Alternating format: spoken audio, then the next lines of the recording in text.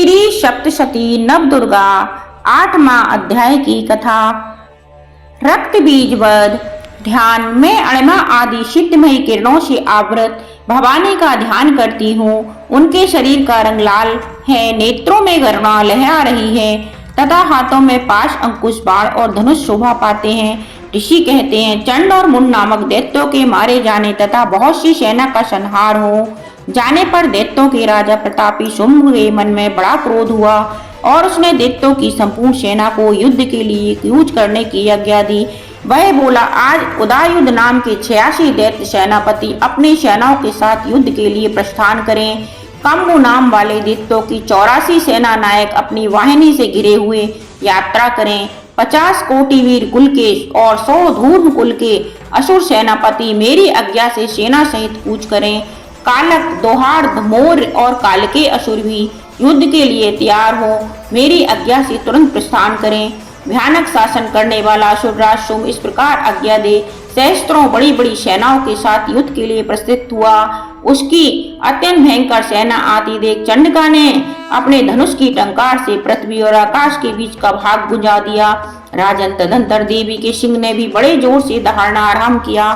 फिर अंबिका ने घंटे के शब्द से उस ध्वनि को भी और बढ़ा दिया। धनुष की टंकार, सिंह की दहाड़ और घंटे की ध्वनि से संपूर्ण दिशाएं गूंज उठी। उस भयंकर शब्द से काली ने अपने विकराल मुख को और भी बढ़ा लिया तथा इस प्रकार वे विजयिनी हुई और उस तुमुल नाद को सुनकर दैत्यों की सेनाओं ने चारों ओर से आकर चंडिका देवी, सिंह तथा काली देवी को क्रोध पूर्वक घेर लिया। राजन, इसी बीच में असुरों के विनाश तथा देवताओं के वृद्धि के लिए ब्रह्मा, शिव, कार्तिकेय, विष्णु तथा इंद्र आदि देवताओं की शक्तियां जो अत्यंत पराक्रम और बल से संपन्न थी, उनके शरीर से निकलकर उन्हीं के रूप में चंडिका देवी के पास गईं। जिस देवता का जैसा रूप, जैसा वेश भूषा और जैसा वाहन है, ठीक वैसे ही साधनों से संपन्न हो उसकी शक्ति असुरों से युद्ध करने के लिए आई। सबसे पहले हंस युक्त विमान पर बैठी हुई अक्षसूत और कमंडलू से सुशोभित ब्रह्मा जी की शक्ति उपस्थित हुई, जिसे ब्रह्माणी कहते हैं। महादेव जी की शक्ति वृषभ पर आरूढ़ हो, हाथों में श्रेष्ठ त्रिशूल धारण किए, महानाग का कंकन पहने, मस्तक में चंद्र रेखा से विभूषित हो वहां आ पहुंची। कार्तिकेय जी की शक्ति रूपा जगदम्बिका उन्हीं का रूप धारण किए श्रेष्ठ मयूर पर आरूढ़ हो, हाथ में शक्ति लिए दैत्यों से युद्ध करने के लिए आई। इसी प्रकार भगवान विष्णु की शक्ति गरुड़ पर विराजमान हो शंख, चक्र, गदा, षडांग, धनुष तथा खड्ग हाथ में लिए वहां आई। अनुपम यज्ञ वाराह की रूप का धारण करने वाले श्री हरि की जो शक्ति है, वह भी 12 शरीर धारण करके वहां उपस्थित हुई। नाग सिंह की शक्ति भी नरसिंह के समान शरीर धारण करके वहां आई। उसकी गर्दन के बालों को झटके से आकाश के तारे बिखरे पड़ते थे। इसी प्रकार इंद्र की शक्ति वज्र हाथ में लिए गजराज ऐरावत पर बैठकर आई। उसके भी सहस्र नेत्र थे। इंद्र का जैसा रूप है वैसा ही उसका भी था। तदंतर उन देव शक्तियों से घिरे हुए महादेव जी ने चंडिका से कहा, मेरी प्रसन्नता के लिए तुम शीघ्र ही उन असुरों का संहार करो। तब देवी के शरीर से अत्यंत भयानक और परम उग्र चंडिका शक्ति प्रकट हुई, जो सैकड़ों गिदड़ियों की भांति आवाज करने वाली थी। उस अपराजिता देवी ने धूमिल जटा वाले महादेव जी से कहा, भगवान, आप शुंभ निशुंभ के पास दूत बनकर जाइए और उन अत्यंत गर्वीले दानव शुंभ एवं निशुंभ दोनों से कहिए, साथ ही उनके अतिरिक्त भी जो दानव युद्ध के लिए वहां उपस्थित हों, उनको भी यह संदेश दीजिए, दैत्यों, यदि तुम जीवित रहना चाहते हो तो पाताल की ओर लौट जाओ। इंद्र को त्रिलोक का राज मिल जाए और देवता यज्ञ भाग का उपभोग करें। यदि बल के घमंड में आकर तुम युद्ध की अभिलाषा रखते हो तो आओ, मेरी शिवाएं योगनियां तुम्हारे कच्चे मांस से तृप्त हों। चूंकि इस देवी ने भगवान शिव को दूत के कार्य में नियुक्त किया था, इसलिए वह शिवदूती के नाम से संसार में विख्यात हुई। वे महादेव भी भगवान शिव के मुंह से देवी के वचन सुनकर क्रोध में भर गए और वह जहाँ कात्यायनी विराजमान थी उस ओर बढ़े। तदंतर वे दैत्य अमरस से भरकर पहले ही देवी के ऊपर बाणों की वर्षा, शक्ति और सृष्टि आदि अस्त्रों की वृष्टि करने लगे। देवी ने भी खेल खेल में ही धनुष की टंकार की और उससे छोड़े हुए बड़े बड़े बाणों द्वारा दैत्यों के चलाए हुए बाण, शूल, शक्ति और फर्शों को काट डाला। फिर काली उनके आगे होकर शत्रुओं को शूल के प्रहार से विदीर्ण करने लगी और खट्टक बाग से उनका कचूमर निकालती हुई रणभूमि में विचरने लगी। ब्राह्मणी भी जिस जिस ओर दौड़ती उसी उसी ओर अपने कमंडलों का जल छिड़क कर शत्रुओं के ओज और पराक्रम को नष्ट कर देती थी। महेश्वरी ने त्रिशूल से तथा वैष्णवी ने चक्र से और अत्यंत क्रोध में भरी हुई कौमार कार्तिकेय की शक्ति ने शक्ति से दैत्यों का संहार आरंभ किया। इच्छा शक्ति के इंद्र शक्ति वज्र प्रहार से विदीर्ण हो सैकड़ों दैत्य दानव रक्त की धारा बहाते हुए पृथ्वी पर सो गए। 12 शक्ति ने कितनों को अपनी तुतून की मार से नष्ट किया, दानों के अग्रभाग से कितनों की छाती भेद डाली तथा कितने ही दैत्य उनके चक्र की चोट से विदीर्ण होकर गिर पड़े। नारसिंह भी दूसरे दूसरे महादैत्यों को अपने नखों से विदीर्ण करके खाती और सिंहनाद से दिशाओं एवं आकाश को गुंजाती हुई युद्ध क्षेत्र में विचरने लगी।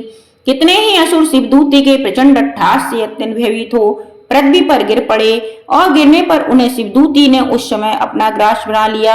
इस प्रकार क्रोध में भरी हुई मातृगणों को नाना प्रकार के उपायों से बड़े बड़े असुरों का मर्दन करते देख दैत्य सैनिक भाग खड़े हुए मातृगणों से पीड़ित दैत्यों को युद्ध से भागता देख रक्त बीज नामक महादैत्य क्रोध में भरकर युद्ध करने के लिए आया।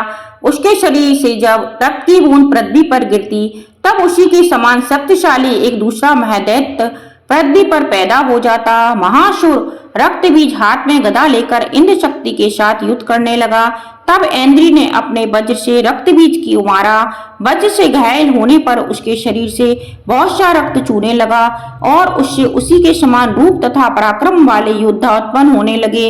उसके शरीर से रक्त की जितनी बूंदें गिरी उतने ही पुरुष उत्पन्न हो गए। वे सब रक्त बीज के समान ही वीरवान बलवान और तथा पराक्रमी थे। वे रक्त से उत्पन्न होने वाले पुरुष भी अत्यंत भयंकर अस्त्र का प्रहार करते हुए वहां मातृगणों के साथ घोर युद्ध करने लगे। पुनः वज्र के प्रहार से जब उसका मस्तक घायल हुआ तब रक्त बहने लगा और उससे हजारों पुरुष उत्पन्न हो गए। वैष्णवी ने युद्ध में रक्त बीज पर चक्र का प्रहार किया तथा ऐन्द्री ने उस दैत्य सेनापति को गदा से चोट पहुंचाई। वैष्णवी के चक्र से घायल होने पर उसके शरीर से जो रक्त बहा और उससे जो उसी के बराबर आकार वाले सहस्त्रों महादैत्य प्रकट हुए उनके द्वारा संपूर्ण जगत को व्याप्त हो गया। कौमारी ने शक्ति से, बारही ने खड्ग से और महेश्वरी ने त्रिशूल से महादैत्य रक्तबीज को घायल किया। क्रोध में भरे हुए उस महादैत्य रक्तबीज ने भी गदा से सभी मातृयों पर पृथक पृथक प्रहार किया। शक्तियों और शूल आदि से अनेक बार घायल होने पर जो उसके शरीर से रक्त की धारा पृथ्वी पर गिरी उससे भी निश्चय ही सैकड़ों असुर उत्पन्न हुए। इस प्रकार उस महादैत्य के रक्त से प्रकट हुए असुरों द्वारा संपूर्ण जगत व्याप्त हो गया। इससे उन देवताओं को बड़ा भय हुआ।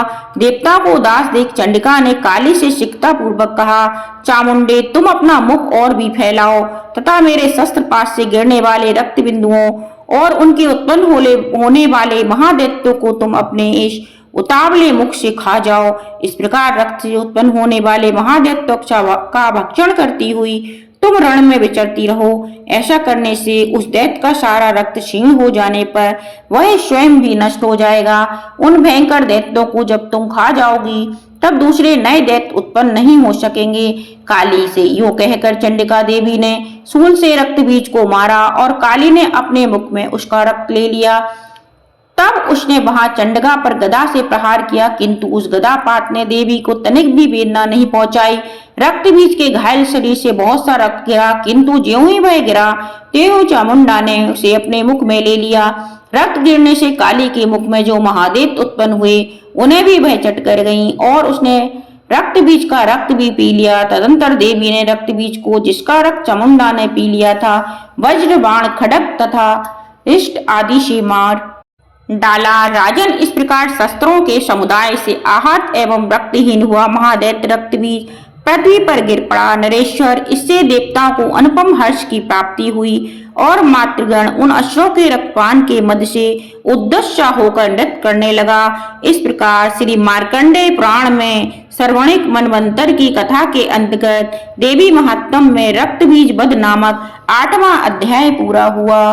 बोलो चामुंडा माता काली माता की जय हो, जय हो, जय हो।